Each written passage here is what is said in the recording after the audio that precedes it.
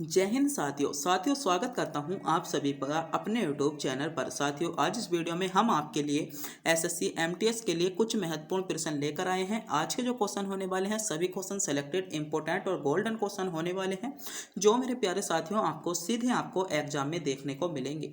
तो इस वीडियो को पूरा ध्यान से जरूर देखेगा। तो बिना टाइम गवाए करते हैं वीडियो को स्टार्ट। आपका पहला क्वेश्चन है, निम्नलिखित में से महाराजा अधिराज की उपाधि धारण करने वाले प्रथम गुप्त सम्राट कौन थे? ऑप्शन है आपके चंद्रगुप्त, चंद्रगुप्त द्वितीय, आपके समुद्रगुप्त या रामगुप्त। तो प्रत्येक क्वेश्चन के लिए आपको चार विकल्प मिलेंगे। अगर मेरे प्यारे साथियों आप भी इन क्वेश्चनों का जवाब जानते हैं तो हमारे बताने से पहले कमेंट बॉक्स में भी बता सकते हैं। और आज के क्वेश्चन सभी क्वेश्चन सेलेक्टेड इंपॉर्टेंट और होने वाले हैं, और आपके ऐसे क्वेश्चन हैं जो एसएससी में बार बार पूछे गए हैं, और एसएससी में इन एग्जामों में बहुत ज़्यादा क्वेश्चन आपको देखने को मिलते हैं। तो क्वेश्चन है, निम्नलिखित में से महाराजा आपका अधिराज की उपाधि सबसे पहले धारण की थी मेरे प्यारे साथियों, वह धारण की थी आपकी चंद्रगुप्त प्रथम ने। किसने की थी? चंद्रगुप्त प्रथम ने की थी, यानी ए विकल्प के साथ इसमें आपका बिल्कुल करेक्ट जवाब हो जाएगा। और इसी के साथ साथ चंद्रगुप्त से संबंधित आपके दो क्वेश्चन बहुत ही इंपॉर्टेंट बन जाते हैं। पहला क्वेश्चन के भारत का नेपोलियन किसे कहा जाता है? तो भारत का नेपोलियन भी आपका चंद्रगुप्त को ही कहा जाता है। और कविराज की उपाधि जो धारण की थी वह भी मेरे प्यारे साथियों आपकी चंद्रगुप्त ने ही कविराज की उपाधि धारण की थी। और आपके गुप्त वंश से एक बहुत ही ज्यादा इंपॉर्टेंट क्वेश्चन पूछा जा सकता है कि आपकी नालंदा विश्वविद्यालय की स्थापना किसने की थी? तो नालंदा विश्वविद्यालय की जो स्थापना की थी मेरे प्यारे साथियों, वह आपकी कुमारगुप्त ने की थी। आपको ध्यान में रखना होगा, ये क्वेश्चन एसएससी में बहुत ज्यादा पूछा जाता है कि आपकी नालंदा विश्वविद्यालय की स्थापना किसने की? तो आपकी नालंदा विश्वविद्यालय की जो स्थापना की थी वह आपकी कुमारगुप्त ने की थी। इसी के साथ साथ आपको इस क्वेश्चन को भी ध्यान रख सकते हैं। मेरे प्यारे साथियों, अगर आप भी हमारे चैनल पर नए हो तो चैनल को सब्सक्राइब करना ना भूलें। अगला क्वेश्चन है, निम्नलिखित में से कौन सी पुस्तक बाणभट्ट द्वारा लिखित है? तो आपके सामने कुछ पुस्तकें शो हो रही हैं, इनमें से आपको पहचानना होगा कि बाणभट्ट द्वारा इनमें से कौन सी पुस्तक आपकी ऐसी है जो बाणभट्ट द्वारा आपकी लिखित है। तो बताइएगा, बाणभट्ट द्वारा लिखित मेरे प्यारे साथियों आपसे पुस्तक पूछी गई है। तो बात कर लेते हैं बाणभट्ट द्वारा लिखित पुस्तक, तो वह है मेरे प्यारे साथियों कौन सी? आपकी हरिश्चरितमानस आपकी जो है बाणभट्ट द्वारा पुस्तक आपकी लिखी गई है, यानी विकल्प बी के साथ आपका सही जवाब होगा।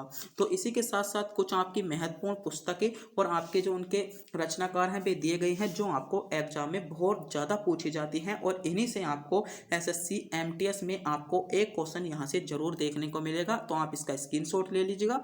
और अगर आप इसकी पीडीएफ डाउनलोड करना चाहते हो तो पीडीएफ का लिंक आपको वीडियो के डिस्क्रिप्शन में दिया गया है, वहां से जाकर आप पीडीएफ डाउनलोड कर सकते हो। आपकी पहली है अकबरनामा।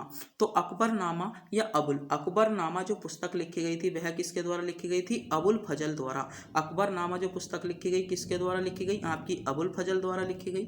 आगे है आपका मालविका गिनीमित्रम, तो किसके द्वारा लिखी गई? आपकी कालिदास द्वारा लिखी गई। अष्टाध्यायी बहुत ज्यादा पूछी जाती है, अष्टाध्यायी आपके किसके द्वारा लिखी गई? अष्टाध्यायी के जो रचनाकार थे आपके पाणिनि थे। रामायण की बात करें तो वाल्मीकि द्वारा लिखी गई। और महाभारत आपकी वेद व्यास द्वारा लिखी गई। दोनों इंपॉर्टेंट हैं आपके लिए रचना। रामायण के रचनाकार कौन थे? आपके वाल्मीकि थे।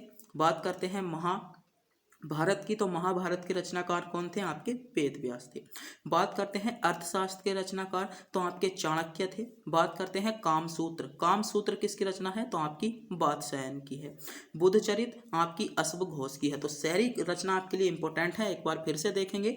अकबरनामा अबुल फजल द्वारा लिखी गई, अष्टाध्यायी आपकी पाणिनि द्वारा लिखी गई, रामायण वाल्मीकि द्वारा, महाभारत आपकी वेद व्यास द्वारा, आपकी अर्थशास्त्र चाणक्य द्वारा, कामसूत्र वात्स्यायन द्वारा, और बुद्धचरित्र आपकी अश्वघोष द्वारा लिखी गई। बात करते हैं महाभाष्य, तो महाभाष्य जो लिखा गया था आपका पतंजलि द्वारा लिखा गया था। मेघदूत की बात करें तो मेघदूत जो रचना है वह आपकी कालिदास द्वारा है इसके रचनाकार। पंचतंत्र आपकी बहुत ज्यादा पूछी जाती है, आपके विष्णु शर्मा इसके रचनाकार हैं। बात करते हैं मुद्रा राक्षस, हिंदी में बहुत ज्यादा इसको पूछा जाता है, जिनमें आपकी मुद्रा राक्षस जो है हिंदी में बहुत ज्यादा इसको पूछा जाता है। तो मुद्रा राक्षस जो है विशाख दत्त द्वारा आपकी लिखी गई थी। आगे है आपका गीत गोविंद, तो जयदेव द्वारा लिखी गई। और बृहत संहिता आपकी ब्रह्मीर द्वारा लिखी गई। इसी के साथ साथ आपकी सूर्य सिद्धांत जो थी आर्यभट्ट द्वारा लिखी गई, और नाट्य शास्त्र के जो मुनिमा हैं आपके भरत मुनि हैं। तो ये जो थी मेरे प्यारे साथियों सभी रचना आपके लिए इंपॉर्टेंट और सेलेक्टेड होने वाली थी। तो मेरे प्यारे साथियों इन रचनाओं के लिए तो एक सब्सक्राइब, एक लाइक और अपने दोस्तों के पास शेयर करना तो बनता है। अगला क्वेश्चन देखते हैं। अगला क्वेश्चन आपके लिए क्या इंपॉर्टेंट है, आप इसका स्क्रीनशॉट ले लीजिएगा, जिससे कि आप बार बार इनको याद करते रहो और आपके ये रचना जो है टच में रहे, जिससे आप ना भूल पाओ।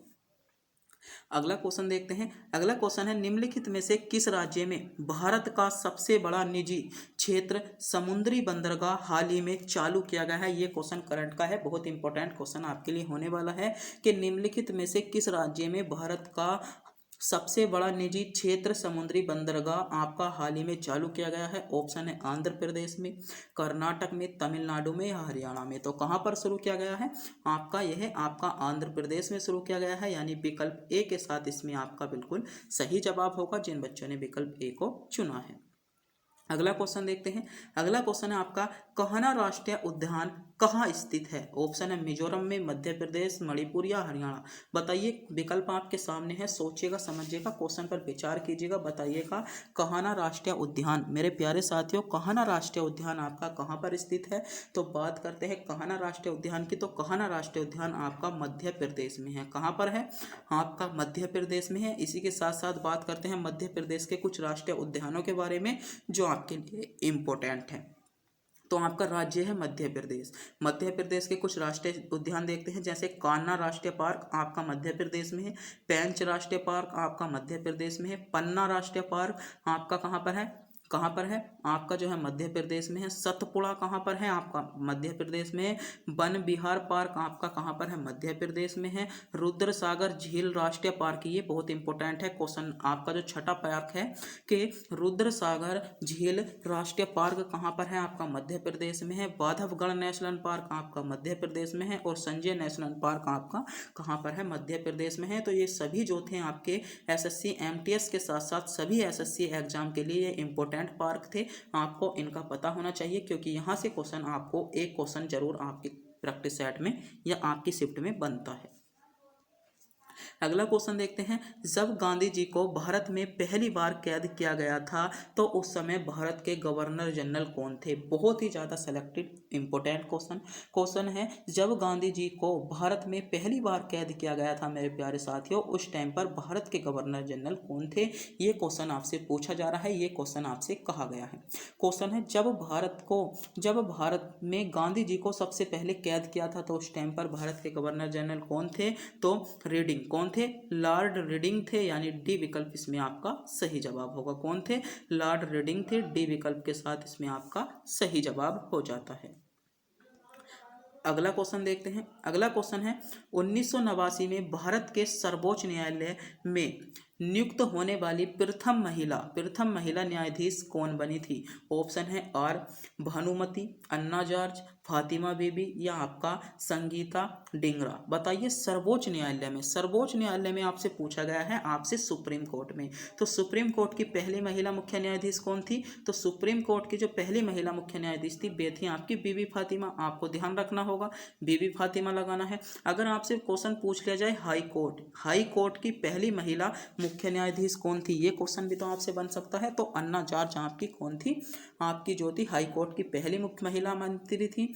बात कर रही है आपकी सर्वोच्च न्यायालय यानी सुप्रीम कोर्ट उच्चतम न्यायालय की पहली महिला मुख्यमंत्री कौन थी। तो आपकी बीबी फातिमा थी। आपको इस क्वेश्चन को ध्यान रखना होगा, बीबी फातिमा इसमें आपका सही जवाब हो जाएगा। अगला क्वेश्चन देखते हैं। अगला क्वेश्चन है, भारत की सबसे बड़ी कलात्मक झील कौन सी है। तो भारत की सबसे बड़ी जो आपकी कलात्मक झील है वह मेरे प्यारे साथियों आपकी कौन सी है, ये क्वेश्चन आपसे पूछा गया है। तो भारत की सबसे कलात्मक आपकी इसमें सबसे बड़ी कलात्मक झील कौन सी है, तो कौन सी हो जाएगी मेरे प्यारे साथियों, आपकी कौन सी हो जाती है। तो आपका सही जवाब होगा इसमें आपका गोविंद बल्लभ पंत सागर, इसमें आपका डी विकल्प के साथ आपका सही जवाब होगा। अगला क्वेश्चन है आपका, निम्नलिखित में से किस राज्य में जनसंख्या वृद्धि दर सबसे कम है?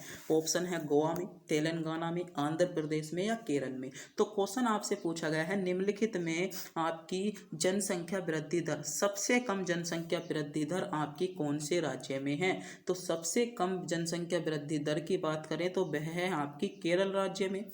और बात करते हैं सबसे अधिक साक्षरता की, तो वह भी आपकी कहाँ पर है? केरल राज्य में ही सबसे अधिक साक्षरता है। और सबसे अधिक जो आपकी क्या है जनसंख्या वृद्धि दर है, वह भी मेरे प्यारे साथियों आपकी केरल में ही है, यानी डी विकल्प के साथ इसमें आपका सही जवाब हो जाएगा।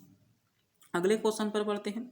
अगला क्वेश्चन है, उपराष्ट्रपति के खिलाफ महाभियोग की कार्यवाही शुरू की जा सकती है केवल आपकी लोकसभा में, संसद के दोनों सदनों में, सुप्रीम कोर्ट में या केवल राज्यसभा में? तो उपराष्ट्रपति के खिलाफ महाभियोग की कार्यवाही शुरू की जा सकती है। तो कहाँ पर की जा सकती है? केवल आपकी राज्यसभा में की जा सकती है। कहाँ पर? केवल राज्यसभा में की जा सकती है। डी विकल्प इसमें आपका सही जवाब हो जाएगा।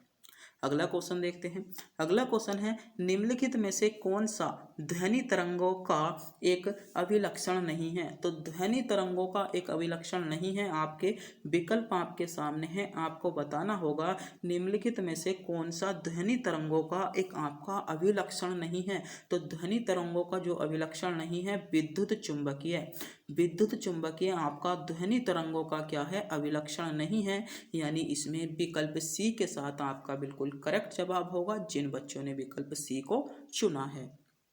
अगला क्वेश्चन देखते हैं। अगला क्वेश्चन है आपका, राइबोफ्लोविन का दूसरा नाम है। राइबोफ्लोविन का दूसरा नाम vitamin C, vitamin A, vitamin D या विटामिन B2? तो बताइए। तो मेरे प्यारे साथियों क्वेश्चन में पूछा गया है राइबोफ्लोविन का दूसरा नाम कौन सा है? तो आपका विटामिन B2 है, आपको ध्यान रखना होगा। विटामिन बी इसमें आपका सही डी विकल्प के साथ आपका सही जवाब होगा। बात कर लेते हैं विटामिन सी का रासायनिक नाम। तो विटामिन सी का जो रासायनिक नाम है वह है आपका एस्कर्बिक एसिड। विटामिन ए की बात करें तो विटामिन ए का कौन सा होगा? रेटिनोल। और विटामिन अगर हम बात कर लें डी की तो एग्रे क्लेरी से के लोड जो होता है वह आपका क्या होता है? विटामिन डी का कौन सा? एग्रे केल्सी क्या होता है? एग्रे केल्सी केरोल क्या होता है? वह आपका विटामिन डी का रासायनिक नाम होता है। तो क्वेश्चन पूछा गया था राइबोफ्लोविन किसका रासायनिक नाम है? तो विटामिन आपका B2 का रासायनिक नाम है। डी विकल्प आपका सही जवाब होगा। अगला क्वेश्चन है आपका, निम्नलिखित में से कौन प्रोटीन का एक प्रमुख स्रोत नहीं है? तो प्रोटीन का प्रमुख स्रोत आपसे पूछा गया है सोयाबीन, गेहूं, मछली या चना? तो प्रोटीन का स्रोत आपसे पूछा गया है तो गेहूं जो है मेरे प्यारे साथियों प्रोटीन का स्रोत नहीं है, आपको ध्यान रखना होगा। बी विकल्प इसमें आपका सही जवाब होगा। जबकि सोयाबीन, मछली और आपके चने में भरपूर मात्रा में आपका क्या पाया जाता है? आपका प्रोटीन पाया जाता है। तो कौन सा स्रोत नहीं है? आपका गेहूं जो है प्रोटीन का मुख्य स्रोत नहीं है। अगला क्वेश्चन है, भारत सरकार के द्वारा घोषित न्यूनतम समर्थन मूल्य कितनी फसलों के लिए है? तो न्यूनतम जो समर्थन मूल्य है वह कितनी फसलों के लिए है? तो भारत सरकार द्वारा न्यूनतम समर्थन मूल्य है आपका 25 फसलों के लिए है, आपको ध्यान रखना होगा। विकल्प सी इसमें आपका बिल्कुल करेक्ट जवाब हो जाएगा। अगला क्वेश्चन देखते हैं। अगला क्वेश्चन है आपका, भारतीय जीवन बीमा निगम अधिनियम संसद द्वारा में पारित किया जाता है। तो भारतीय जीवन बीमा निगम जो आपका अधिनियम है वह मेरे प्यारे साथियों संसद द्वारा में पारित किया जाता है। तो संसद में कब पारित किया जाता है? तो कौन से कब में पारित किया जाता है? तो आपका सही जवाब होगा ये जो पारित किया गया था आपका 1956 में पारित किया गया था। जो आपका जीवन बीमा आपका अधिनियम था यह संसद में 1956 में पारित किया गया था। बात कर लेते हैं करेक्ट डेट की। तो करेक्ट डेट थी आपकी 1 सितंबर 1956 में पारित किया गया था, यानी विकल्प डी के साथ इसमें आपका सही जवाब होगा।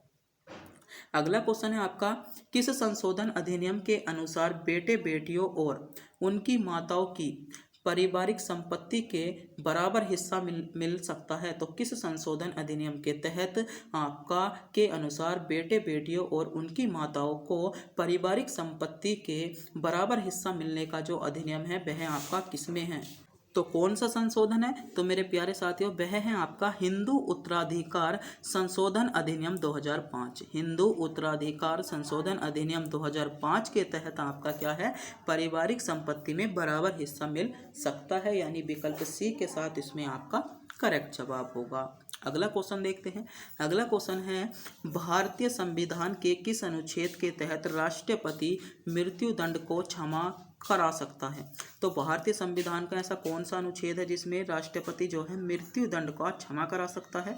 तो आर्टिकल कौन सा है? अनुच्छेद 72। इसमें सी विकल्प के साथ आपका बिल्कुल करेक्ट जवाब होगा, जिन बच्चों ने विकल्प सी को चुना है। सी विकल्प इसमें आपके लिए बहुत ही ज़्यादा सेलेक्टेड क्वेश्चन है, ये क्वेश्चन आपके लिए बहुत ज़्यादा इंपॉर्टेंट होने वाला है।